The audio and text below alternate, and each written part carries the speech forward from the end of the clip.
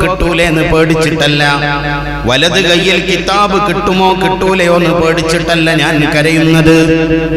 മറിച്ചോ നാളെ മഹ്ശർ വൻസഭയിലെത്തുമ്പോ മുത്തുനബി സല്ലല്ലാഹു അലൈഹി വസല്ലമ തങ്ങൾ വലിയ തിരക്കായിരിക്കും.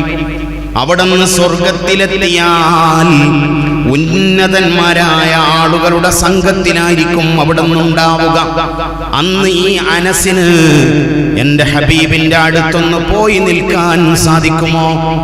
അവിടുത്തെ അരികിലൊന്ന് പോയി നിന്നിട്ട് ആ കൈയൊന്ന് പിടിച്ചിട്ട് എനിക്ക് ഇങ്ങനെ പറയണം. എന്താ പറയേണ്ടത്? ഹാദാ ഹുവൈമിദുക ഉനൈസു യാ റസൂലല്ലാഹ്. ഇതൊന്ന് പറയണം എനിക്ക്.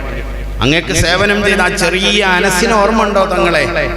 8 വയസ്സുള്ള സമയം മുതൽ 10 കൊല്ലക്കാലം അങ്ങേക്ക് ഖിദ്മ ചെയ്ത ഒരു ചെറിയ മോനില്ലേ?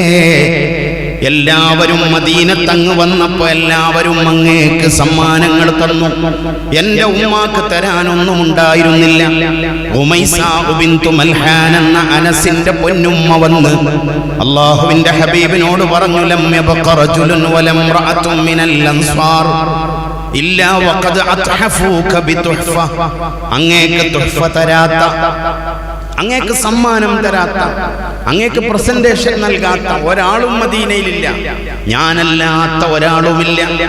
ഞാൻ എന്തേ തരാത്തത് എന്റെ കയ്യിലില്ലാഞ്ഞിട്ടാണ്.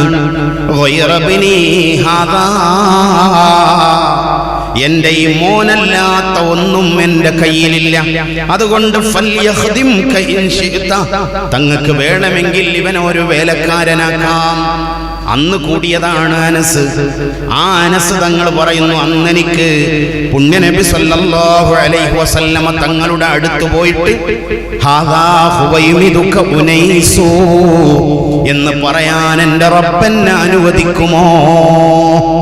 അതാണ് എനിക്ക് വേണ്ടത്. അപ്പൊ അവിടുത്തെ അരികിലൊന്ന് പോയി നിൽക്കണം. അല്ലാഹുവിന്റെ റസൂൽ സല്ലല്ലാഹു അലൈഹി വസല്ലമ തങ്ങളുടെ ചാരത്ത് എന്തൊരു പ്രഭയാണ്, എന്തൊരഴകാണ്.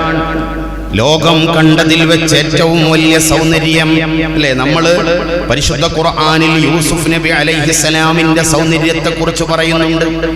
എന്റെ ശബ്ദം കേൾക്കുന്ന സഹോദരിമാരെ, യൂസുഫ് നബി അലൈഹിസ്സലാമിന്റെ സൗന്ദര്യത്തിൽ ആകൃഷ്ടരായിട്ട് പെണ്ണുങ്ങൾ പഴം മുറിച്ചിട്ട് അവസാനം കൈമുറിഞ്ഞു പോയ കഥ സൂറത്ത് യൂസുഫിലുണ്ട്. ഫലമ്മാ റഅയ്നഹു അക്ബർനഹു വഖത്തഅന ഐദിയഹുൻ. അവരത്ഭുതപ്പെട്ടു പോയി. ഇതെന്തൊരഴകാണ് യൂസുഫ് നബി അലൈഹിസ്സലാമിനെ കുറിച്ച്, ഇതെന്തൊരഴകാണ്, ഇതെന്തൊരു ഭംഗിയാണ്. എന്നിട്ട് അവർ കൈകൾ മുറിച്ചു. വഖുൽന